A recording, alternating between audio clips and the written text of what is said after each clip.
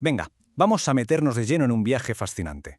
Un recorrido por casi 800 años de historia y arte en la España islámica, para descubrir cómo el poder, la fe y la cultura se quedaron grabados literalmente en algunas de las construcciones más espectaculares del mundo.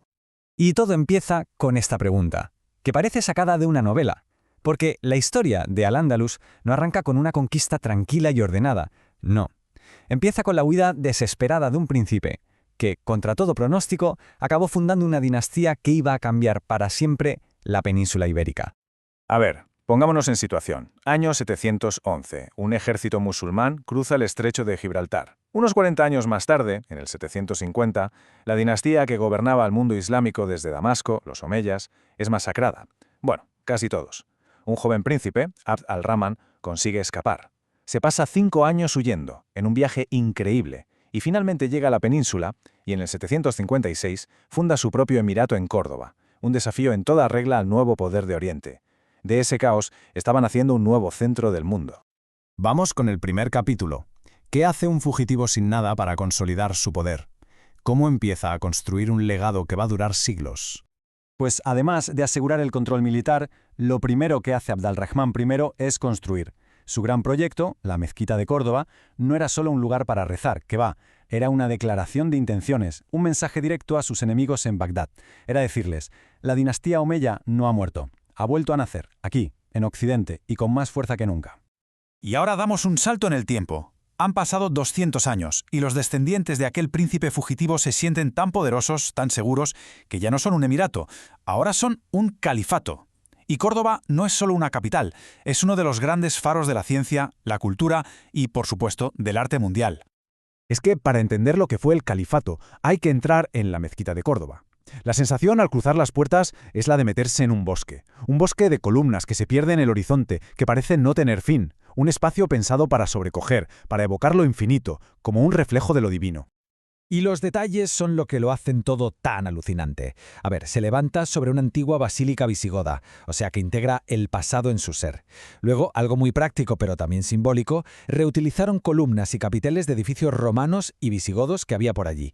Y por supuesto su seña de identidad visual, lo que todo el mundo reconoce, esa alternancia de ladrillo rojo y piedra blanca en los arcos, que crea un efecto visual hipnótico. Todo esto recubierto de una decoración vegetal y geométrica finísima, el ataurique, porque el arte islámico clásico se centra en estas formas y no en figuras.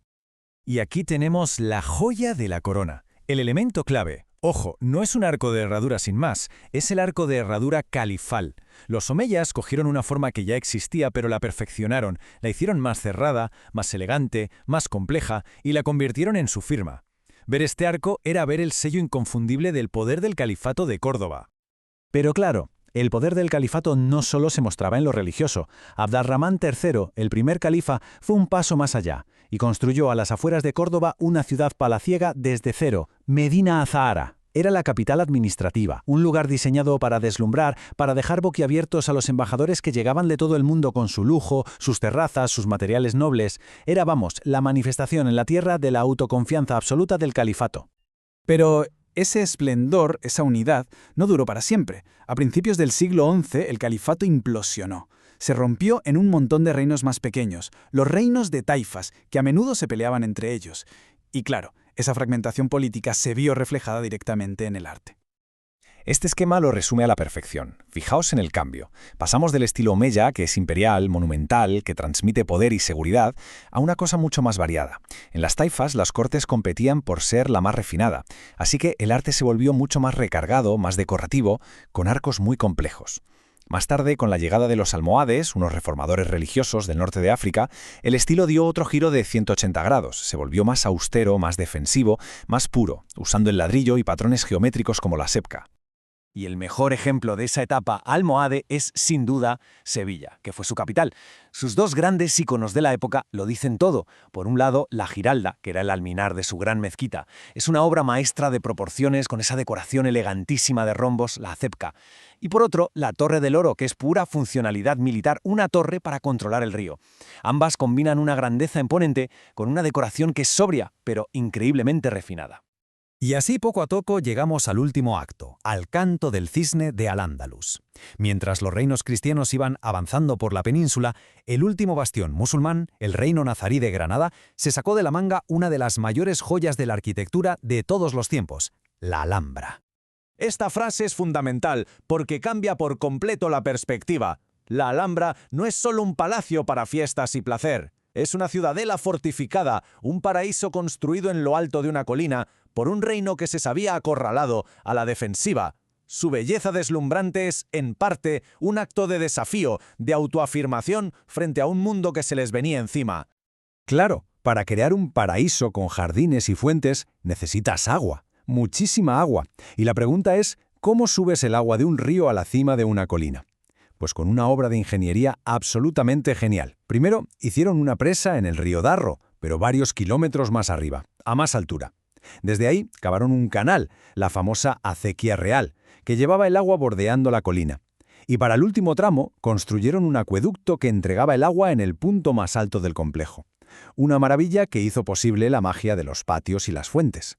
Es que si por fuera la Alhambra es una fortaleza, por dentro es otro universo. El objetivo era crear un paraíso en la tierra, literalmente. Las paredes parecen disolverse en decoraciones de yeso tallado, las yeserías. Los zócalos brillan con mosaicos de azulejos de colores. Y los techos parecen cuevas de estalactitas celestiales con sus mocárabes. Y por todas partes, caligrafía, poemas y versos del Corán que no solo decoran, sino que hablan. Es una arquitectura que no está hecha solo para ver, sino para sentir. Pero, como sabemos, todo tiene un final. Y el de Al-Ándalus llegó. Sin embargo, la caída de Granada no supuso la muerte de su arte. Todo lo contrario, se transformó y dio a luz a un estilo nuevo que ha perdurado hasta hoy. 1492. Esa es la fecha, el momento en el que el último sultán de Granada entrega las llaves de la ciudad a los reyes católicos.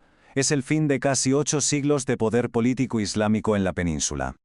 Entonces, si tuviéramos que resumir este viaje, esta tabla lo deja clarísimo. Primero, la época omeya en Córdoba, con la mezquita y su arco de herradura califal como gran símbolo de un poder unificado. Después, la etapa almohada en Sevilla, con la giralda y esa pureza geométrica de la sepca. Y como colofón, la época nazarí en Granada, que nos dejó la Alhambra y esa decoración exquisita de mocáberes y yeserías. Y aquí está la herencia directa, el legado. Los artesanos musulmanes que se quedaron viviendo en territorio ya cristiano, los mudéjares, siguieron trabajando y aplicaron sus técnicas, su maestría con el ladrillo, el yeso, los azulejos, a las nuevas construcciones cristianas, iglesias, palacios, sinagogas. Este estilo mestizo, el mudéjar, es la prueba viva de que el arte de Al-Ándalus no se extinguió, se fusionó, se integró y pasó a formar parte del ADN visual de toda España.